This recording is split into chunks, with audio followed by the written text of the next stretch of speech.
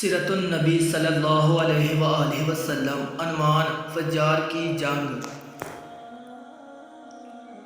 خانہ کعبہ میں تانبے کے دو بت تھے۔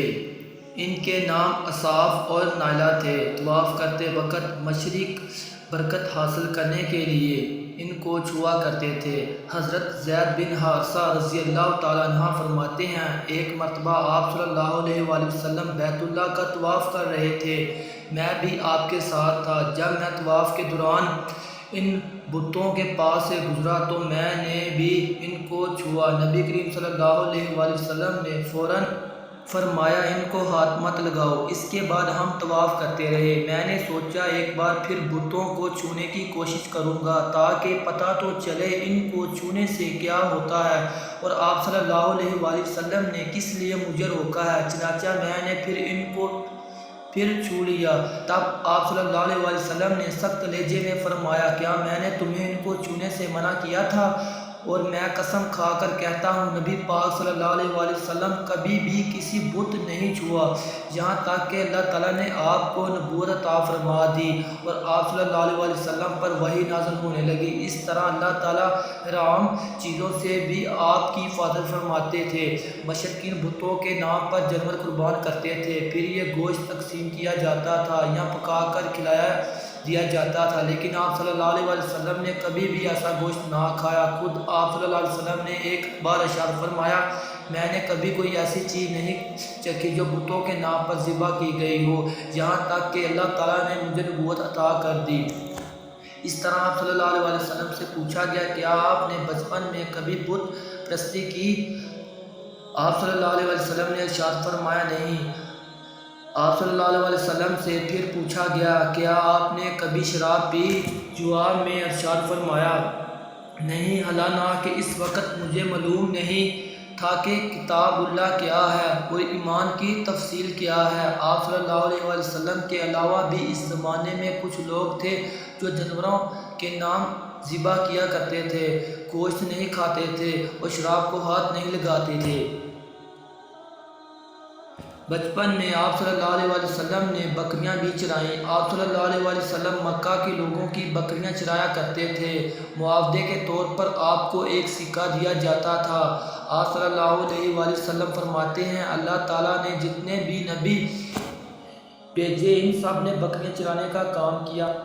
میں مکہ والوں کی بکریاں کرائط سکے کے بدلے چرایا کرتا تھا۔ مکہ والوں کی بکریوں کے ساتھ ساتھ آپ صلی اللہ علیہ وآلہ وسلم اپنے گھر والوں اور رشتہ داروں کی بھی بکریاں چرایا کرتے تھے۔ پیغمبروں نے بکریاں کیوں چرائیں؟ اس کی وضاحت یوں بیان کی جاتی ہے، اس کام میں اللہ تعالیٰ کی زبردست حکمت ہے۔ بکریاں کمزور جانور ہیں، لہذا جو شخص بکریاں چراتا ہے اس میں قدرتی طور پر نرمی، محبت اور انکساری کا جذبہ پیدا ہو جاتا ہے۔ ہر کام اور پیشے کی کچھ خصوصیات ہوتی ہیں، مثلاً قصاب کے دل میں سختی ہوتی ہے، لوہار جفا کش ہوتا ہے، مالی نازک طبع ہوتا ہے۔ اب جو شخص بکریاں چراتا رہا، جب وہ مخلوق کی تربیت کا کام شروع کرے گا تو اس کی طبیعت میں سے گرمی اور سختی نکل چکی ہوتی ہے۔ مخلوق کی تربیت کے لیے وہ بہت نرم مزاج ہو چکا ہوتا ہے اور تبلیغ کے کام میں نرم مزاجی کی بہت ضرورت ہوتی ہے۔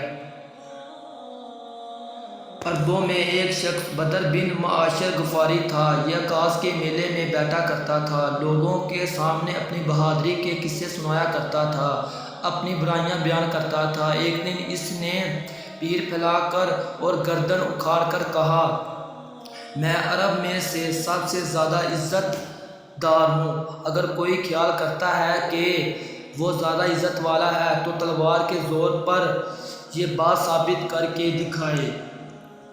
اس کے یہ بڑے بول سن کر ایک شخص کو غصہ آ گیا۔ وہ اچانک اس پر جھپٹا اور اس کے گھٹنے پر تلوار دے ماری۔ اس کا گھٹنا کٹ گیا۔ یہ بھی کہا جاتا ہے کہ گھٹنا صرف زخمی ہوا تھا۔ اس پر دونوں کے قبائل آپس میں لڑ پڑے، ان میں جنگ شروع ہوگی۔ اس لڑائی کو فجار کی پہلی لڑائی کہا جاتا ہے۔ اس وقت آپ صلی اللہ علیہ وآلہ وسلم کی عمر مبارک 10 سال تھی۔ فجار کی ایک اور لڑائی بنو عامر کی ایک عورت کی وجہ سے ہوئی۔ اس میں بنو عامر بنو کنانا سے لڑے، کیونکہ کنانا کے ایک نوجوان اس قبیلے کی کسی عورت کو چھیڑا تھا۔ فجار کی تیسری لڑائی بھی بنو عامر اور بنو کنانا کے درمیان ہوئی۔ یہ لڑائی قرض کی ادائیگی کے سلسلے میں ہوئی۔ فجار کی ان تینوں لڑائیوں میں نبی کریم صلی اللہ علیہ وآلہ وسلم نے کوئی حصہ نہیں لیا، البتہ فجار کی چوتھی لڑائی میں آپ صلی اللہ علیہ وآلہ وسلم نے شرکت فرمائی تھی۔ عربوں کے ہاں 4 مہینے ایسے تھے کہ ان میں کسی کا خون بہانا جائز نہیں تھا۔ یہ مہینے ذو القعدہ، ذو الحج، محرم اور رجب تھے۔ یہ لڑائی چونکہ حرمت کے ان مہینوں میں ہوئی، اس لیے ان کا نام فجار کی لڑائی رکھا گیا۔ فجار کا معنی ہے گناہ، یعنی یہ برائیاں ان کا گناہ تھا۔ چوتھی لڑائی جس میں نبی کریم صلی اللہ علیہ وآلہ وسلم نے بھی حصہ لیا، اس کا نام فجار برات ہے۔ دوستو، اس سے آگے مزید یہ فجار کی لڑائی کا نیو پارٹ دیکھنے کے لیے ہمارے چینل کو سبسکرائب، لائک اور شیئر کریں۔ دوستو، میں آپ کے لیے بہت محنت کر کے ویڈیو بناتا ہوں، پلیز آپ سے ریکویسٹ ہے کہ میری ویڈیو کو زیادہ سے زیادہ شیئر کیجیے کریں اور چینل کو سبسکرائب کریں۔ اللہ حافظ۔